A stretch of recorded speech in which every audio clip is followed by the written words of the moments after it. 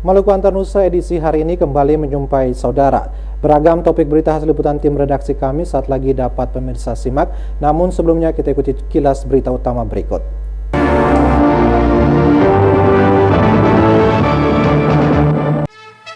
Seorang tukang ojek cabuli pelajar SMP di Kota Ambon. Dinas Perhubungan Kota Ambon diminta serius tindak sopir nakal.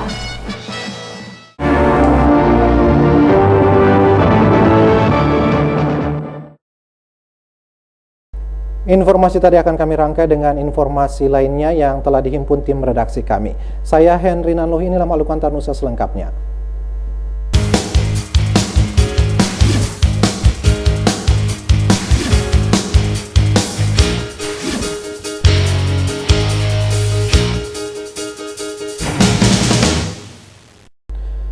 Seorang pemuda yang berprofesi sebagai tukang ojek dibekuk polisi akibat mencabuli pelajar SMP di Kota Ambon. Pelaku berpura-pura mengajak korban berkeliling di salah satu pusat perbelanjaan di daerah Paso Senin lalu.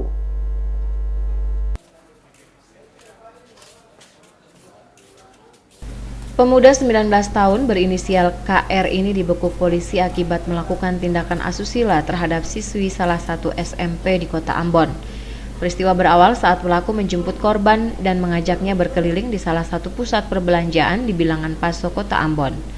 Namun bukannya berkeliling di mal tersebut, pelaku malah membawa korban ke rumahnya yang terletak di belakang mal tersebut. Pelaku membawa masuk korban ke kamar dan kemudian melakukan aksi bejatnya itu. Setelah pulang ke rumah, korban pun menceritakan peristiwa itu kepada orang tuanya. Orang tua korban langsung melaporkan hal itu ke aparat Polres Ambon. Karena anak di bawah umur masih 14 tahun, ya jelas kenal undang-undang perlindungan terhadap anak di bawah umur. Jadi sudah melakukan persetubuhan terhadap anak. Ya, sudah ditahan kemarin, sudah pemeriksaan pelaku, kemudian dikeluarkan surat perintah penahanan. Jadi sudah ditahan di Rutan Polres. Pelaku kini dijebloskan ke Rutan Polres Ambon untuk menjalani pemeriksaan lebih lanjut.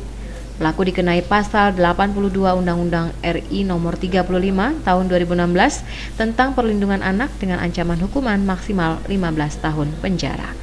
Christine Sipahelut Kurniawan melaporkan. Perhubungan Kota Ambon diminta serius menyikapi keluhan warga terkait dengan penertiban terhadap mobil angkutan umum yang melakukan aktivitas di luar jalur. Ketua Jalur Stain Muhyiddin berharap Dinas Perhubungan Kota Ambon tidak menutup mata dalam melihat persoalan tersebut.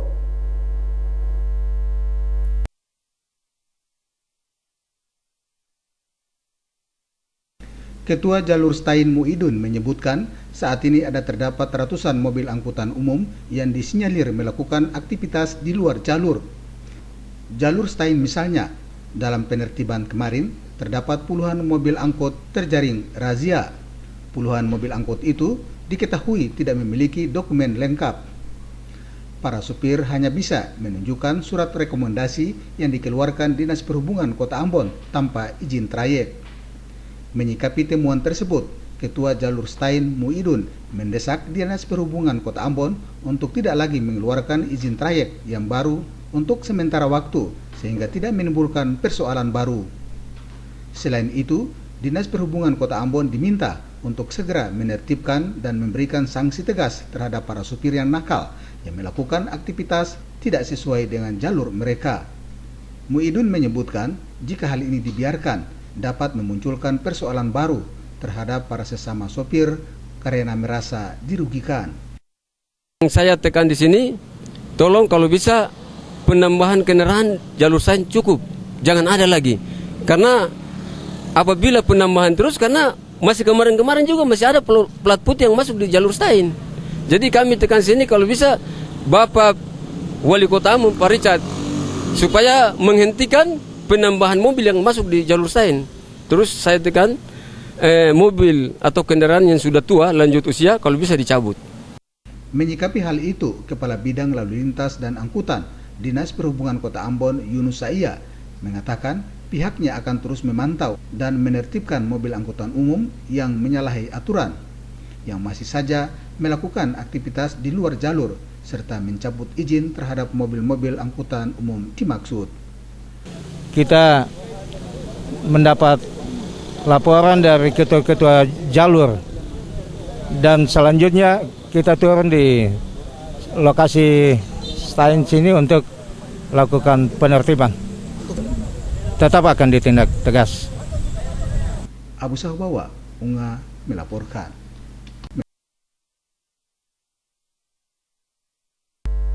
Banyak kendala dijumpai dalam pelaksanaan ujian nasional berbasis komputer SMA selama 3 hari ini. Namun begitu pelaksanaan ujian dimaksud dapat berjalan hingga selesai dengan baik. Sementara ujian nasional berbasis kertas pensil dari hari pertama hingga hari ketiga berjalan lancar.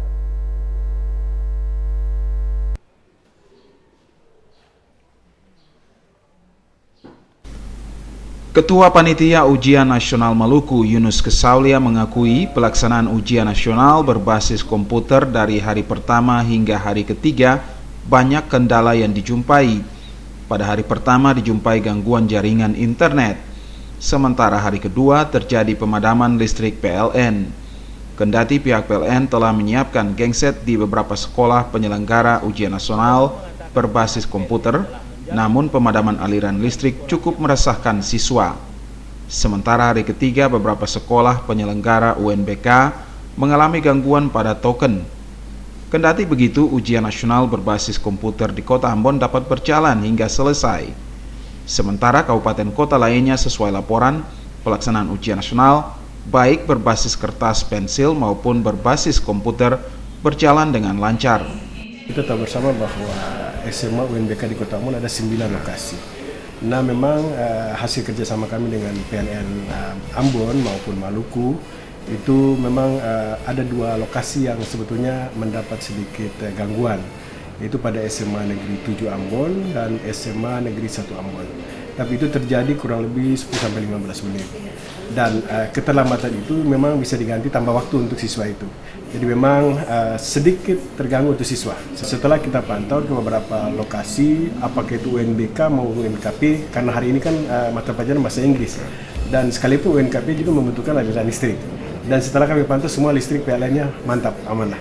Dan kalau di UNBK beberapa sekolah memang hari ketiga ini memang ada sedikit terlambat tokennya.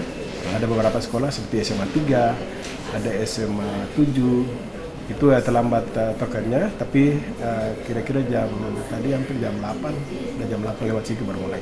Dan hasil pemantauan kami Maluku itu juga jalan lancar lah. Sementara itu di SMA Negeri 12 Ambon, seorang siswa dari 240 siswa peserta ujian nasional tidak dapat mengikuti ujian nasional pada hari kedua dengan alasan sakit. Kepala SMA Negeri 12 Ambon Freddy Penturi mengatakan, sejak hari pertama hingga hari ketiga kemarin, pelaksanaan ujian nasional di sekolah itu berjalan lancar. 13 ruang kelas dimanfaatkan bagi pelaksana ujian nasional dimaksud. Penturi berharap seluruh siswa di sekolah itu dapat mencapai hasil maksimal karena pemantapan yang telah mereka jalani cukup lama sejak Desember tahun lalu. Otis Kotadini melaporkan.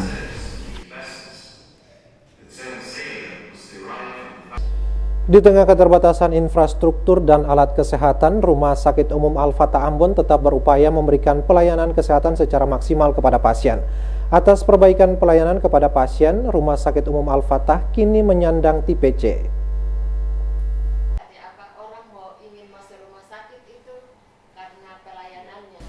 Ketua Komisi D DPRD Maluku, Sadia Uluputi, memberi apresiasi kepada pihak manajemen Rumah Sakit Umum Al-Fatah Ambon yang telah bekerja secara baik sehingga mampu meningkatkan status rumah sakit tersebut.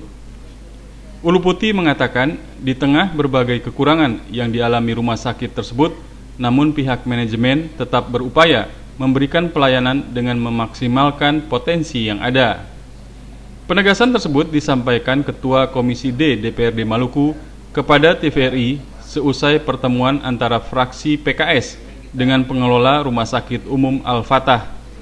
Ketua Komisi D DPRD Maluku mengatakan, pihaknya akan terus mendorong agar rumah sakit tersebut terus berbenah untuk memberikan pelayanan yang lebih baik kepada masyarakat.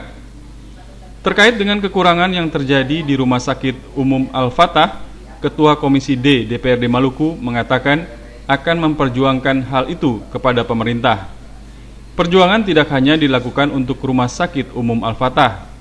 Hal serupa juga akan dilakukan terhadap rumah sakit lainnya untuk memenuhi harapan masyarakat. Sebagai wakil rakyat dan sebagai Ketua Komisi D, kita mendorong agar perbaikan rumah sakit itu baik renovasi fasilitas-fasilitas di rumah sakit itu harus diperbaiki untuk menjaga akreditasinya. Jadi akreditasi ini dipertahankan agar kualitas pelayanan dan kualitas layanan dasar dan layanan kepada masyarakat ini juga bisa ditingkatkan dalam rangka bagaimana agar capaian kualitas kesehatan masyarakat di Provinsi Maluku ini juga bisa dicapai. Hari Rabu kemarin, jajaran pengelola Rumah Sakit Umum Al-Fatah Ambon melakukan pertemuan dengan fraksi PKS untuk meminta dukungan dalam pengembangan rumah sakit tersebut ke depan. Julius Padaunan dan Bambang Yudaswara melaporkan. Sudah jalankan 2 tempat tidur intensive care unit. Jadi kita tidak kirim lagi pasien ke. Bupati Maluku Tenggara Barat terpilih Petrus Fatlolon mengungkapkan pemerintah Kabupaten MTB akan menyiapkan sumber daya manusia yang berkualitas jelang dibukanya kilang gas Blok Masela. Upaya tersebut dilakukan dengan melatih anak-anak MTB di Pusat Pendidikan dan Latihan Migas di Cepu.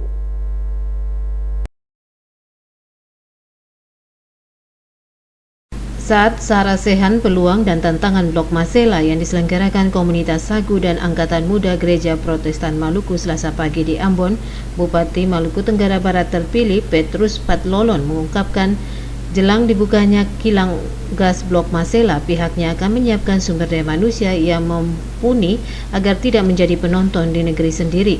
Salah satu program yang dilakukan adalah melatih putra-putri terbaik Kabupaten Maluku Tenggara Barat di Pusat Pelatihan dan Pendidikan Pusdiklat Migas di Cepu. Pasalnya, spesifikasi bidang kerja di Blok Masela adalah spesifikasi teknis. Penggodokan di Pusdiklat Cepu menurutnya merupakan kepentingan jangka panjang pemerintah kabupaten dalam menyiapkan SDM sejak awal. Karena untuk mempersiapkan sumber daya manusia di bidang migas kan bukan 1-2 tahun, tapi 4-5 tahun ke depan barulah menghasilkan tenaga-tenaga skill profesional. Ya, misalkan kita mau menyediakan tenaga-tenaga seperti driller, tol poser, rig superintendent dan tenaga-tenaga lain yang bersifat skill di sektor migas, tentu membutuhkan waktu 4-5 tahun, bahkan lebih. Jadi mestinya sekarang kita diskusi konkret, bukan lagi berteori atau menyampaikan unek-unek dalam sarasehan. Fatlolon berharap masyarakat Tanimbar juga berperan aktif dalam operasional Blok Masela.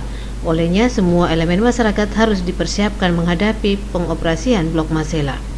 Yohanes Limba, Edmond Tupan melaporkan.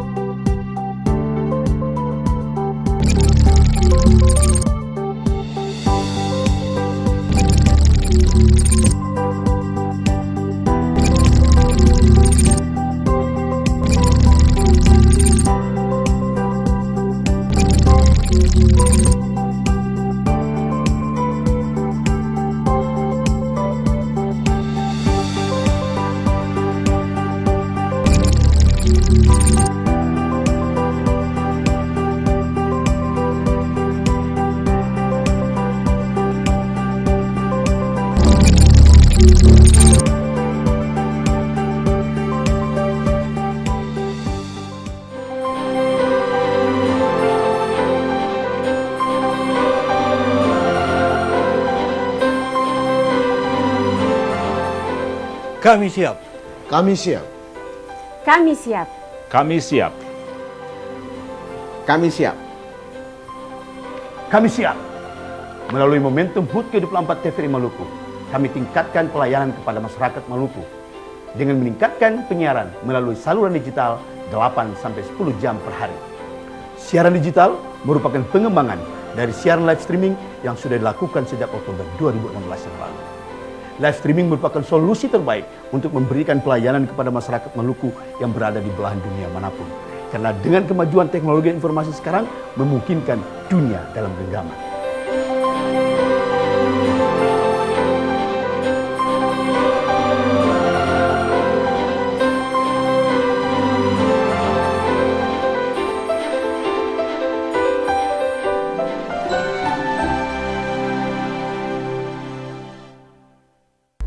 Survei calon wakil gubernur Maluku yang dilakukan Said Assegaf terhadap 16 calon kini telah menyisakan 4 nama. Keempat nama itu menunjukkan hasil yang bagus saat disurvei.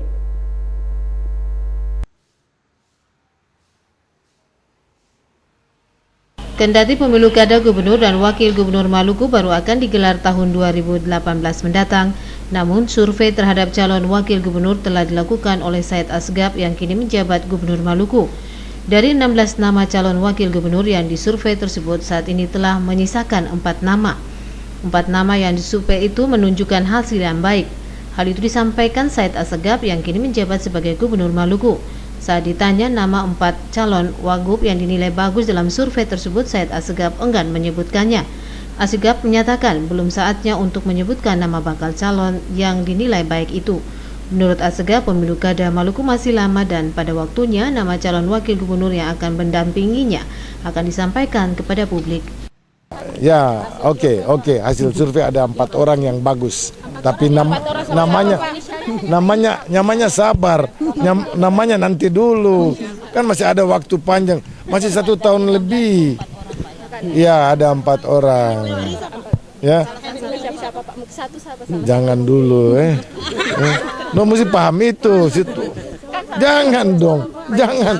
Tidak boleh ada bocoran. Selain melakukan survei terhadap calon wakil gubernur, Assegaf menyatakan maju tidaknya dirinya pada pemilu kada Maluku tahun 2018 mendatang juga tergantung dari rekomendasi partai politik di daerah ini. Frida Raiman Hamzah melaporkan.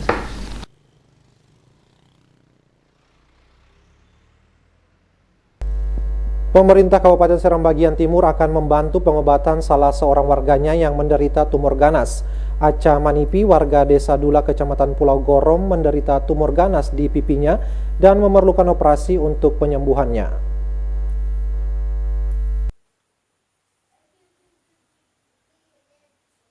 Tumor ganas yang bersarang di pipi kiri Aca Manipi memang harus diangkat melalui operasi.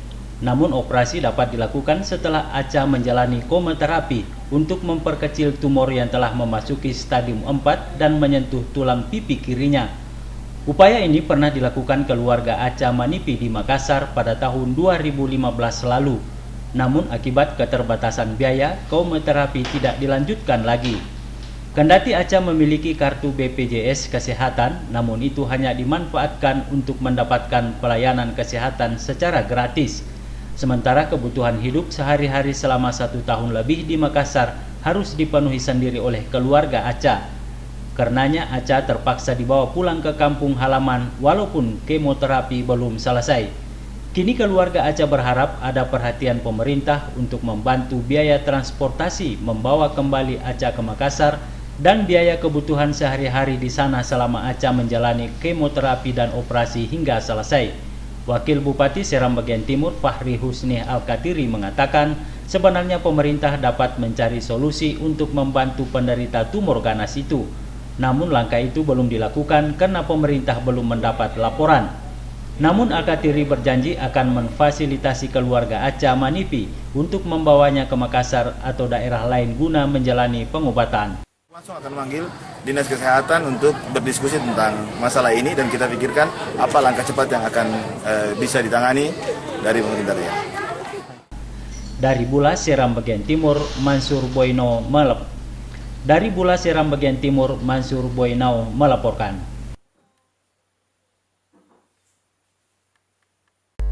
Pemerintah Provinsi Maluku telah menjadwalkan pelantikan bagi Bupati dan Wali Kota hasil pemilu kada serentak di Maluku tahun 2017 akan dilaksanakan pada bulan Mei dan Juli 2017.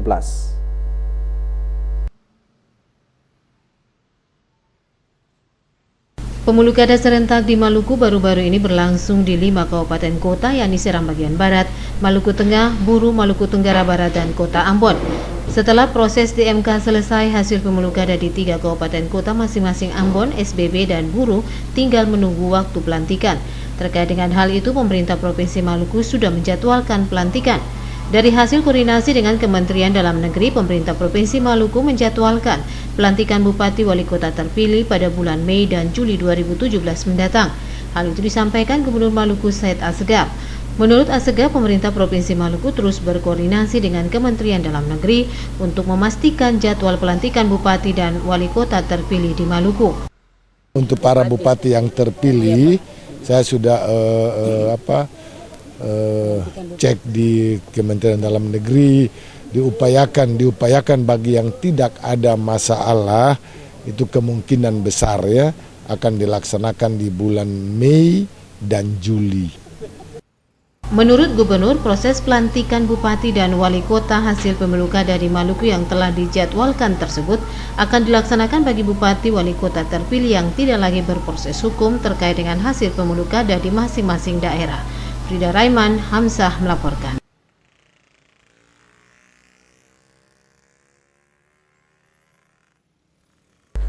Alumni Fakultas Pertanian Universitas Ikra Buru melakukan program penanaman benih padi di Mako, Kecamatan Wayapo, Kabupaten Buru.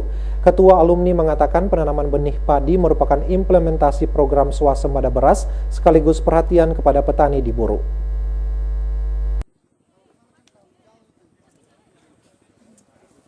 Alumni Fakultas Pertanian Unikbu melakukan aksi nyata penanaman perdana benih padi. Hal itu merupakan pintu masuk untuk menjawab persoalan peningkatan benih di Kabupaten Buru. Ketua alumni Fakultas Pertanian Unikbu, Jamli Ali Mombo, mengatakan program perdana penanaman benih padi itu merupakan implementasi perhatian kepada petani terkait peningkatan benih dan pengembangan budidaya. Gagasan ini akan menjadi riset untuk pengembangan komoditas kearifan lokal Buru yang berkelanjutan seperti padi gogo. Pintu masuk bagaimana supaya persoalan benih ini dapat ke depan bisa kita lebih tingkatkan, karena benih ini merupakan salah satu persyaratan sangat penting untuk dalam hal budidaya. Jadi, kalau Bapak datang di sini, harapan saya supaya dapat mendukung Bapak petani, supaya petani ke depan itu ada penghasilan peningkatan lagi, Pak. Rektor Unikbu Muhammad Mukadar berharap program itu dapat meningkatkan produksi beras di Kabupaten Buru. Mukadar meminta para alumni tidak hanya terpusat pada pengembangan sektor pertanian semata, namun hendaknya membantu pemerintah dengan disiplin ilmu yang dimiliki untuk membangun peradaban masyarakat dan kesadaran sosial di kabupaten itu. Ini eksperimentasi empirik untuk pengembangan ilmu pengetahuan secara nyata, ya. Jadi kalau kita dari universitas akan memberikan pengetahuan secara teori terkait dengan ilmu pengetahuan di bidang pertanian, maka dari Balai Benih serta Korps Alumni ini akan kita padukan untuk eksperimentasi empirik. Nah, saya kira ini bagian dari kontribusi ya, supaya pengembangan pangan ke depan ini menjadi lebih baik.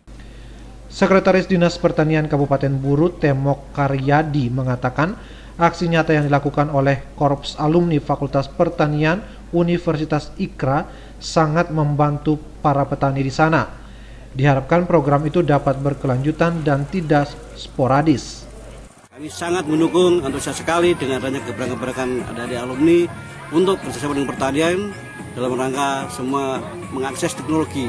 Karena SDM ini kita kalau kita pacu dalam hal peningkatan SDM, terutama ketika dengan adanya internet, nanti kita kaji lagi di sini dengan Ikra Buru, hasil kajian sama-sama dengan penyuluh juga dengan kelompok tani, Kapotan, hasil kajian bisa kita ekspos dan kita bisa rekomendasikan di petani untuk dikembangkan.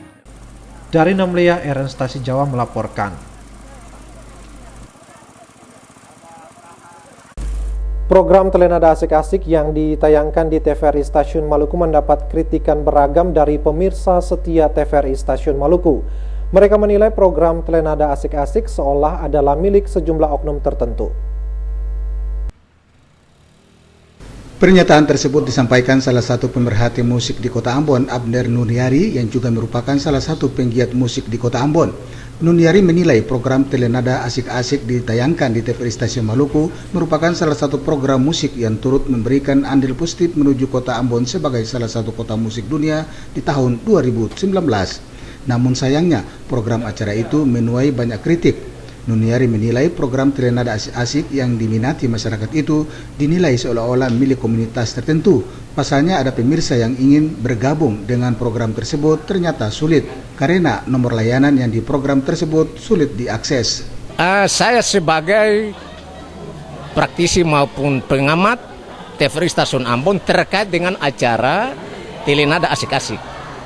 Nah, masyarakat Ambon ini kan masyarakat yang punya harisma dan punya talenta khusus untuk nyanyi. Nah, jadi kalau diagendakan Telenada Asik-Asik untuk TVRI Ambon itu, ya diusahakan supaya dia melayani publik atau pemirsa masyarakat Kota Ambon dan sekitarnya. Apalagi jangkauan TVRI Ambon kan sudah sampai di kabupaten khususnya Maluku Tengah maupun Seram bagian barat. Nah, jangkauannya sudah meluas. Jadi saya biasa memantau acara Telenada Asik-Asik itu kan itu banyak pemirsa yang punya minat untuk mensumbangkan bakat dan nyanyi atau talentanya. Itu juga ada dari SBB maupun Masohi Maluku Tengah. Tapi tidak masuk. Kenapa tidak masuk? Karena seolah-olah sudah diskenariokan sehingga yang nyanyi itu di acara Telenada Asik-Asik itu hanya itu saja. Tapi yang lain tidak bisa, seolah-olah sudah diblokir. Nah, oleh sebab itu merupakan catatan supaya pada sesi ini atau agenda-agenda berikutnya itu Telenada Asik-Asik itu harus betul-betul melayani semua pemirsa yang punya hobi dan bakat untuk menyampaikan aspirasinya lewat seni di agenda Telenada Asik-Asik. Itu yang saya harapkan, karena TVRI Ambon kan ini lembaga penyiaran publik. Telenada Asik-Asik adalah program yang diperuntukkan untuk para penggemar atau yang suka menyanyi dengan panduan musik yang sudah diset dari studio, kemudian vokal itu datangnya atau dari pemirsa melalui saluran telepon. Nah, ini tentunya akan menimbulkan berbagai persepsi. Bisa saja bahwa telepon yang ditujukan ke TVRI karena jalur sibuk atau sebagainya tidak masuk, atau ada juga dari sistem bahwa telepon yang sudah masuk pada saat berakhir harus dibuka lagi. Nah, kelalaian atau hal-hal teknis inilah mungkin menyebabkan pandangan masyarakat bahwa program itu seolah-olah ada di setting dan sebagainya. Kami tidak berpikiran seperti itu, hanya mungkin ada beberapa kesulitan-kesulitan teknis mengingat saluran telepon terlalu sibuk dan sebagainya. Tapi kalau toh ada anggapan bahwa ada kesan itu, akan kami perhatikan bahwa ini menjadi sesuatu yang positif tentunya buat TVRI Maluku, bahwa ternyata program-program yang merakyat, menghibur itu sangat dibutuhkan atau diinginkan oleh publik. Mencintai program Telenada Asik-Asik, Nuniari menyebutkan program Telenada Asik-Asik merupakan salah satu program yang turut menunjang terwujudnya Kota Ambon sebagai salah satu kota musik dunia di tahun 2019.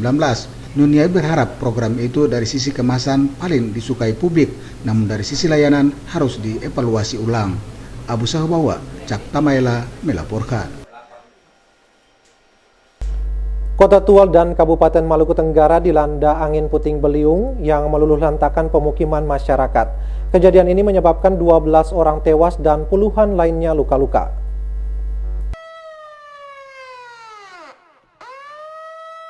Taruna Siaga Bencana melakukan simulasi penanggulangan bencana di Kota Tual dan Maluku Tenggara di Desa Ngadi, Kecamatan Dula Utara, Kota Tual. Pada simulasi tersebut, pasukan Tagana sudah siap melakukan aksi di lapangan apabila terjadi bencana. Mereka mendirikan tenda dan menyiapkan alat medis untuk menolong korban bencana. Asisten 1 Sekda Kota Tual, Malkon Ubra mengatakan, Kampung Siaga Bencana telah terbentuk di seluruh Indonesia dalam mengantisipasi bencana yang terjadi di daerah. Kampung Siaga Bencana atau KSB di dalamnya terdapat potensi dan sumber daya lokal yang dapat bertindak cepat saat bencana.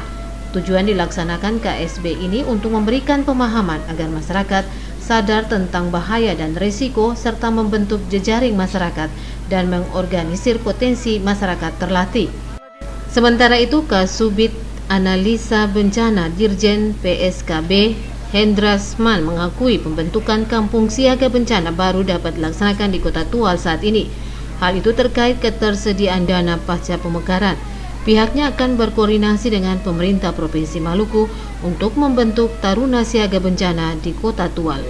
Dari Tual, Mesak Tatipika Lawan melaporkan. Pemerintah Kabupaten Buru Selatan telah siap menjadi tuan rumah pelaksanaan MTQ tingkat Provinsi Maluku tahun 2017. Kesiapan itu ditunjukkan lewat penyediaan infrastruktur pendukung MTQ yang kini sudah mencapai 90%.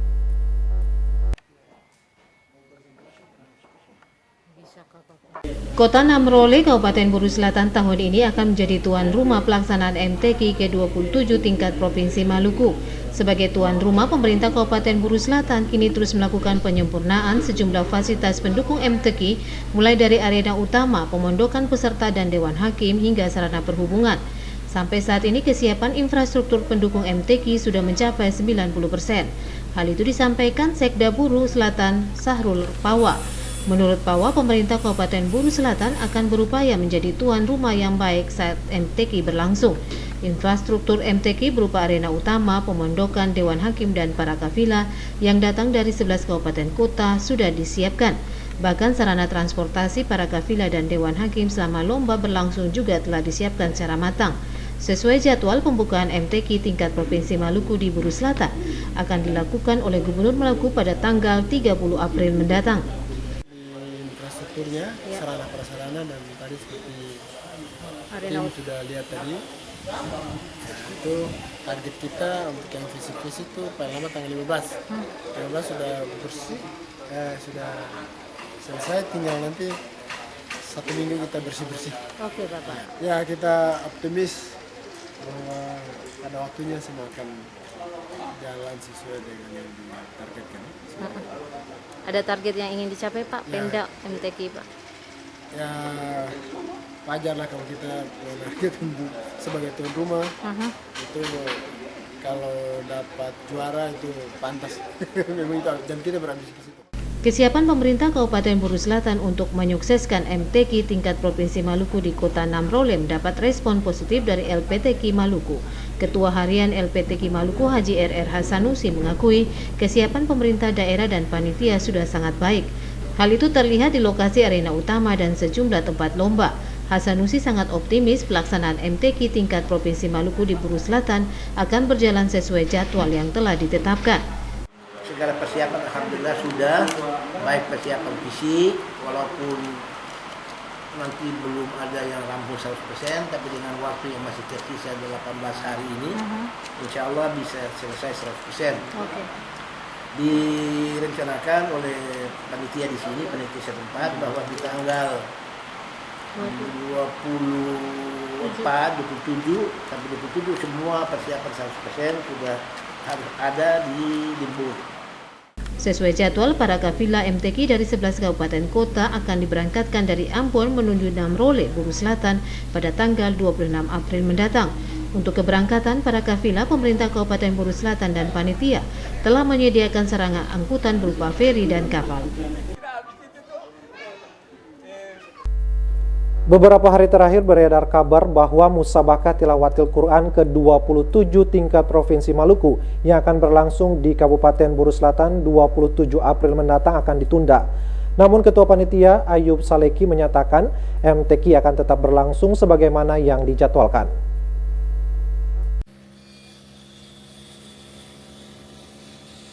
Isu penundaan MTQ tingkat Provinsi Maluku di Namrole, Buru Selatan meresahkan masyarakat beberapa hari terakhir.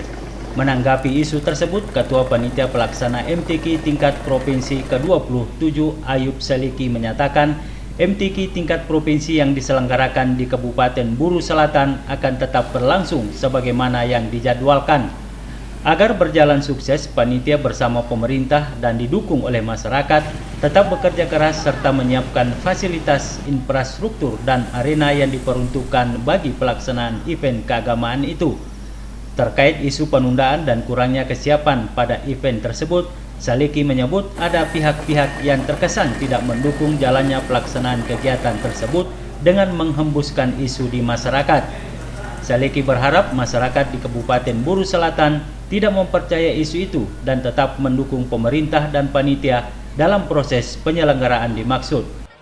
Beberapa isu-isu dan pandangan-pandangan yang sampai dengan saat ini terus berkembang di tengah-tengah masyarakat. Pada prinsipnya bahwa pelaksanaan MTQ di Kabupaten Buru Selatan, MTQ ke-27 Provinsi Maluku akan tetap berlangsung sebagaimana yang dijadwalkan.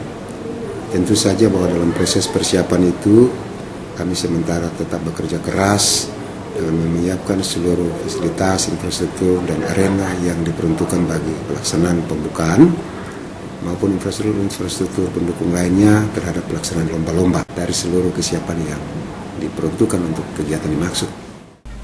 Dari Namrole, Eren Stasi Jawa melaporkan.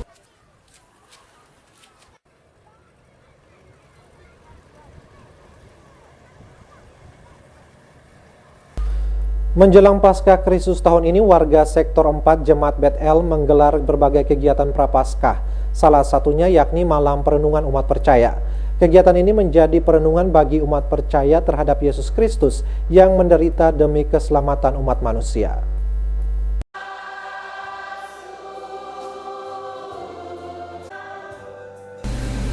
Warga Sektor 4 Jemaat GPM Bet-El semalam dalam persekutuan ibadah Malam Perenungan Umat Percaya terhadap penderitaan Yesus Kristus. Pendeta T. Farfari yang memimpin ibadah perenungan mengajak warga Sektor 4 memaknai arti salib Kristus. Yesus Kristus rela menderita disalibkan untuk menanggung apa yang tidak dilakukannya. Dosa, kutuk, dan penyakit yang mestinya ditanggung oleh manusia dibawa oleh Yesus di kayu salib di Golgota. Malam perenungan menjadi momen bagi warga Sektor 4 untuk mengintrospeksi diri. Banyak persoalan hidup yang dialami oleh warga jemaat. Persoalan ini mesti dapat dibawa kepada Kristus yang telah mati dan bangkit untuk dapat menanggung segala beban persoalan hidup manusia. Ketua Panitia Hari-Hari Besar Gerejawi Sektor 4 Jemaat GPM Bet-El, B.I. Lela mengatakan, malam perenungan menjadi momen untuk merefleksikan kebaikan Tuhan bagi manusia.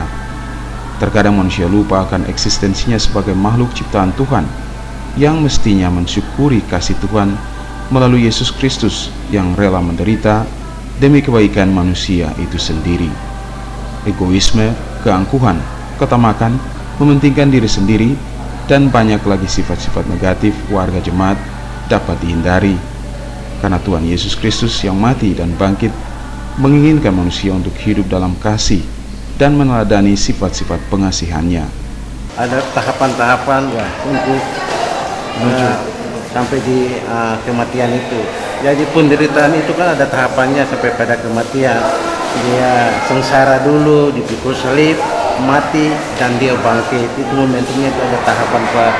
Demikian juga kegiatan ini kita membuat tahapan dari penderitaannya, dari pencanangan minggu pertama penderitaan itu potong tanam salib, kemudian berikutnya sampai dengan minggu ke-7 sampai minggu penderitaan masuk ke dalam Paskah ini, ya inilah merenungkan.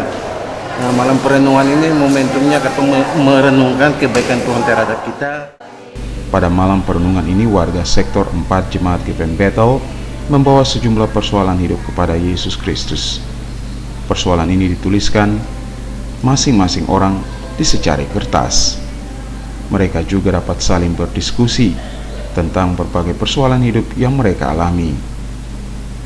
Persoalan hidup seberat apapun, jika diserahkan kepada Yesus Kristus, maka beban hidup warga jemaat menjadi ringan. Yesus Kristus yang telah mati menanggung dosa dan kesalahan mampu untuk menyelesaikan sekelumit persoalan yang dihadapi umat percaya. Melkilatus Saule Sarles Polaman melaporkan.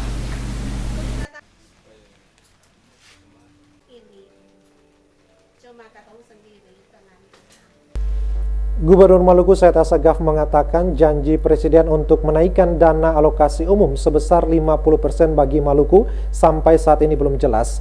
Padahal Ketua DPR telah menyetujui kenaikan DAU Maluku tersebut. Saat melakukan kunjungan kerja ke Maluku beberapa waktu lalu, Presiden telah menjanjikan untuk menaikkan dana alokasi umum DAU Maluku. Kenaikan tersebut akan memperhitungkan luas lautan yang dimiliki Maluku. Namun sampai saat ini janji Presiden yang sudah disetujui oleh Ketua DPR RI belum juga terrealisasi. Hal itu disampaikan Gubernur Maluku Said Assegaf saat melakukan pertemuan dengan Ketua Dewan Pertimbangan Presiden di Ambon Selasa pagi. Selain menyampaikan kekecewaan terkait belum terrealisasinya janji Presiden terkait DAU Maluku, Gubernur juga menjelaskan kondisi Maluku saat ini masih dikategorikan sebagai provinsi termiskin keempat di Indonesia. Untuk mengatasi masalah kemiskinan yang dihadapi Maluku itu, maka dukungan pemerintah pusat melalui alokasi anggaran pembangunan bagi Maluku khususnya perhubungan sangat diharapkan. Saya juga minta bantuan dari Ibu Ketua Dewan Pertimbangan Presiden terkait dengan dana alokasi umum ya, yang kemarin kita Presiden menjanjikan terus sudah disetujui oleh Ketua DPR untuk 50%, tapi ternyata sepertinya saya kecewa ya. Saya minta untuk Ibu sampaikan itu juga nanti kepada Bapak Presiden. Menanggapi masukan yang disampaikan Gubernur itu, Ketua Dewan Pertimbangan Presiden Sri Adiningsi mengatakan pihaknya akan menyampaikan hal itu kepada Presiden untuk ditindaklanjuti. Menurut Sri Adiningsi, komitmen Presiden untuk menaikkan DAU Maluku dengan memperhitungkan luas lautan mestinya direalisasikan bagi kesejahteraan masyarakat di daerah ini. Hal itu sejalan dengan program prioritas pemerintah saat ini adalah membangun dari pinggiran. Selain itu, pemerintah pusat juga telah memasukkan 10 program prioritas nasional yang akan difokuskan di Maluku, diantaranya Trans Maluku dan pembangunan rumah sakit pusat. Jelas bahwa tadi Bapak Gubernur sudah menyampaikan komitmen Presiden yang akan meningkatkan DAU Maluku dengan mempertimbangkan wilayah lautnya.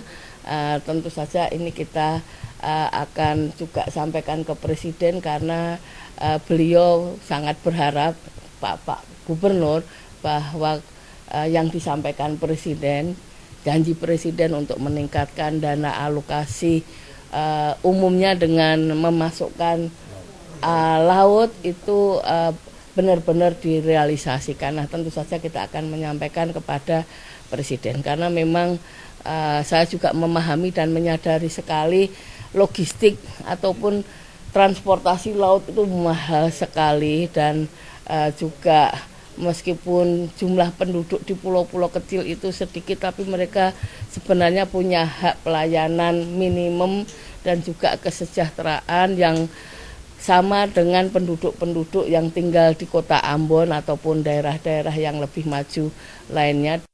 Dalam pertemuan ini, Ketua Dewan Pertimbangan Presiden juga mendapatkan banyak masukan dari SKPD terkait dengan perkembangan pembangunan pedesaan, daerah tertinggal dan pariwisata di Maluku.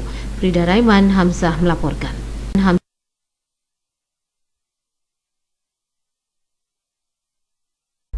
Pengadilan Agama Negeri kelas 1B di Ternate, Maluku Utara mencatat tingkat perceraian di sana masih tinggi. Hingga April tahun ini, dari 190 perkara yang masuk didominasi permohonan cerai. Sebagian besar permohonan itu diajukan kaum perempuan.